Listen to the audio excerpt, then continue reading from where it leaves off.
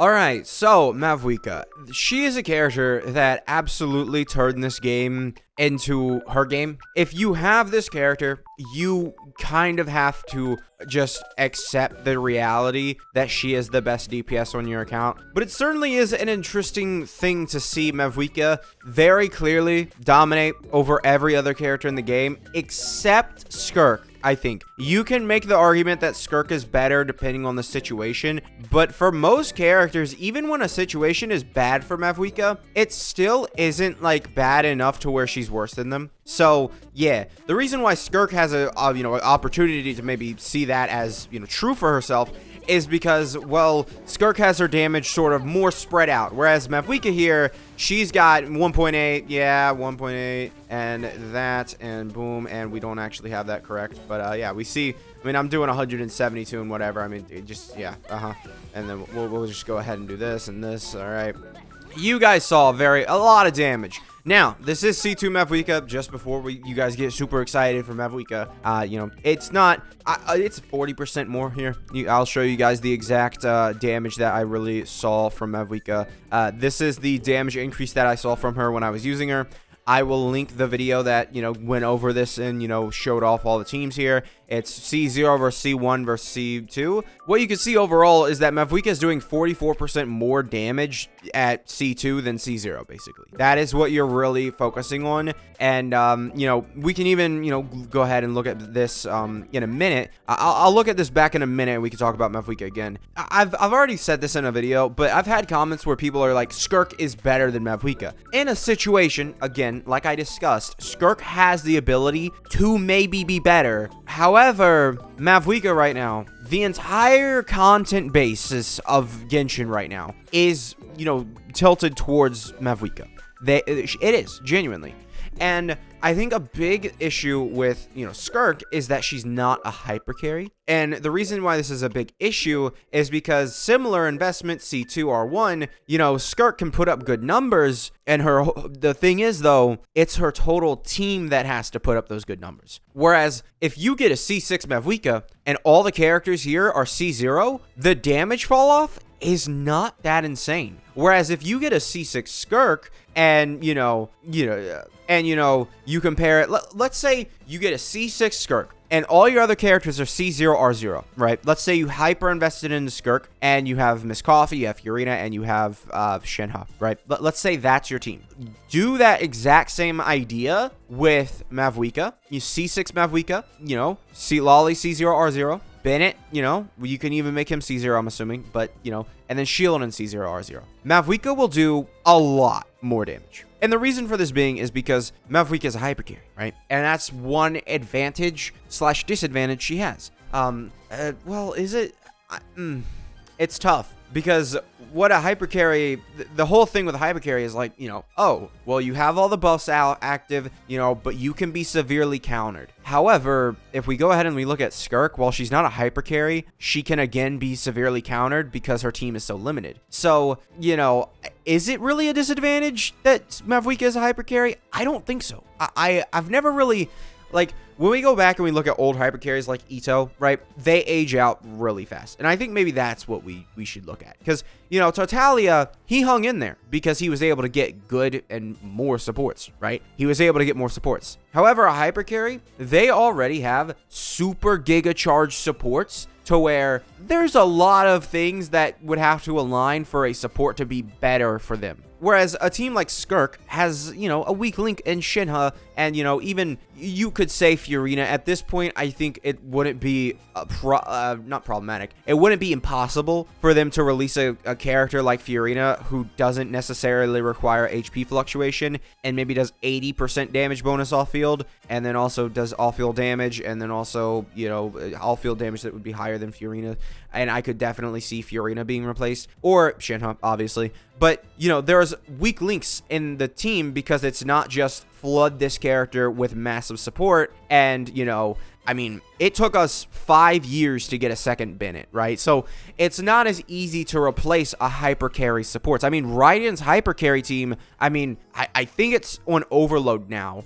But it used to be, for a good 4 years, Kuchosara, Bennett, Kazuha. That was the hypercarry team for Raiden. That was the only hypercarry team you would, if you were running a hypercarry team, that's the hypercarry team. That's the best in slot hypercarry team. And it didn't change since Raiden's release to basically 4 point whatever when Chevy got released. And I think maybe then it changed where Chevy was replaced instead of Kazuha.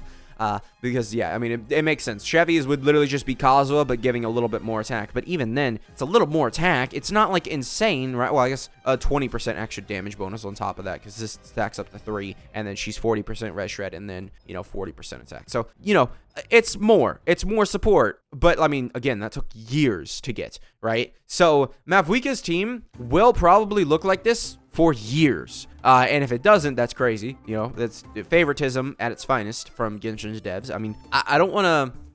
I doubt that Mavuika will have a good life cycle. We can go into that maybe in another video. But Mavuika's not loved by the fans. I don't necessarily know Mavuika's revenue numbers, but I can only assume they are a far cry for what Raiden represented when she was the main DPS, Electro Archon style character, right? You use her on field is what I'm talking about. Whatever. You give her whatever title you want. Driver, main DPS. It doesn't really matter, but we have a Archon here, and then we have Mavuika, and Mavuika is a very controversial Archon that a lot of people did not summon for, did not want to get, did not, whatever. We'll see how time plays out, but I mean, will they ever be able to capture that again with Raiden? Or with another character like Raiden? I don't know. But Mavuika certainly is a polarizing character because of her fighting spirit mechanic, right? And that's what a lot of people tried to downplay with her, you might not have Silali, right? And then at that point, Arlecchino, is closer. People really tried to grasp at every single thing that they could with Mavuika in order to make these older characters seem still better than her, because it just happens now. People do absolutely hate when a new best DPS comes out in this game. They do. I think Nevi was the only good received one, but even then I see people hating on him constantly that, oh no, he just is boring, all you do is hold his charge attack. And it's like, yeah, good characters are boring characters. Surprised you figured that out.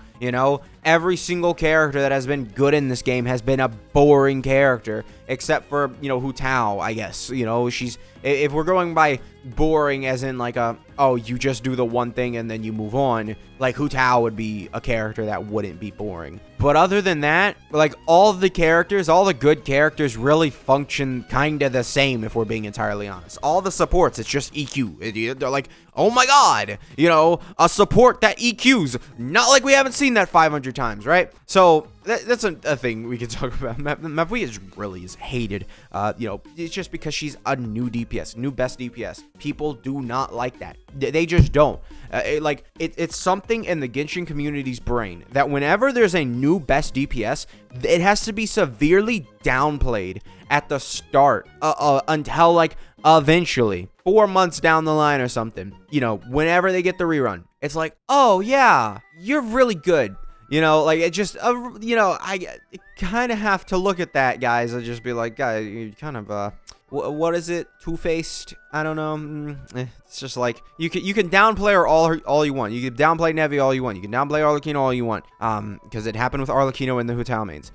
When they are new characters that come out and they are stronger, you're going to accept it eventually. You will, because nobody at this point, I think, is arguing that Arlecchino is stronger or is just better in general than Mavuika. I don't think that people I don't think people at this point are arguing that anymore. I think, finally, people have just come to accept that, and that is what really, I think, kind of shows how strong Mavuika is. I know there is a big debate on like why is she so much stronger, because a lot of people do believe that she's way stronger, and then there's some people who think that she's mediocrely stronger. I would say I think it's a noticeable difference. I don't really care enough to like properly look. Hold on, let me see Arlecchino real quick. I actually have this chart. Yeah, it's insane. You can see that my ratings would have a 79%. So Mavuika is around 20%. Man, I wish I said that before. I was thinking 20%, but yeah, you could see a C1R0 melt Arlecchino with, oh no, that's with her second rotation. Wait, hold on. Vape, oh no, 63%. Well, 63% in the terms of the damage per rotation. So 63%. So that means she's doing 37% less. Yeah. Okay. I wasn't ready to see that. Oh man, that really sucks. I didn't think it was that bad. But no, it's that bad. Yeah. Well, to put that into perspective in terms of damage per rotation, again, 37% more than Arlecchino. And she does that in a shorter time, right? She does that in a shorter time. I think when I did the video, I was doing an error where I was not necessarily looking at the cooldowns. I've learned to do that, you know, with Kujasara and also with, you know, Mavuika here. The rotation kind of ends before, but it also doesn't. It's a weird issue of like, I was unable to get the proper rotation at the very end. For some reason, my burst buff would just go away. I think I did it recently, actually, the proper rotation, and I did it recently. But the burst buff would go away, so I just kind of assumed that whenever I finished a rotation, it was kind of like Abyss ending. You know, that's how I did my rotation and testing. So yeah, yeah, certainly an interesting time to see that. Yeah, okay, well, let's use that, you know, data. So using that data, Mavuika here is 37% better than Arlecchino. Just, yeah, and that's just her being a new DPS overall. Are we gonna see that leap, you know, again, right? It's hard to say, because there is 7% better. I mean, Arlecchino and Mavuika, there is a direct upgrade. You know, like, Mavuika is a direct upgrade. She also has more AoE. She also has all the other stuff. She doesn't have to do a special, or she doesn't have to do a special combo that drains stamina and, you know, really hurts you. You know, if we go ahead and we look at Nevi, I would say Mavuika gaps Nevi less than she gaps Arlecchino. And the reason why I say that is because Nevi, he has the massive AoE, right? He has the massive AoE. He has the very good controllable damage, right? It's very good for him. You know, I would say the gap between Mavuika and, you know, Nevi is lower. And I always have said I think Nevi is better than Arlecchino, right? So, yeah. I mean, again, I do think that Mavuika is the best DPS. I kind of started this video not necessarily, I knew I wanted to talk about her being the best DPS, but I didn't necessarily know where this was going to end up. I think I've gotten a few things out that are definitely, I think, important overall. I think, you know, Mavuika, she is the best DPS. She shows up and she just does more damage than most characters. The only character you can argue it is with Skirk, and I just, right now, especially with the content style of the game, Skirk is not a character that is even in discussion. I don't think it's even close. So yeah, I think this is the only character you can make the argument for. They both are very restrictive, right? There is one thing we can talk about, and that is that Genshin has now made a pattern for 3 years in a row that the Archon gets, you know, the Archon themselves, I guess, yeah, at this point it's her. But the Archons from now on are just going to have either a really good support or a really good DPS that goes with them. Seat Lolly is that really good support. This character is, you know, I mean, we can go ahead and we can look. If we were to do melts, or if we were to do Vape Mavuika, right? Let's see with Vape Mavuika and then Vape Arlecchino, because we do have to, you know, remove Lolly from Arlecchino too. So Mavuika Vape is sitting at 65%, and then C1 Arlecchino Vape is at 49%. So we're looking at what? Not 20, 16% comparatively to 30%. Yeah, that's pretty massive, right? Like that's genuinely insanely massive, because the thing is with Mavuika, you stack so much EM on her that, you know, Arlecchino does not have the benefit of doing, because a lot of Arlecchino's hits do not react. So yeah, the weaker the reaction, the better Arlecchino can be.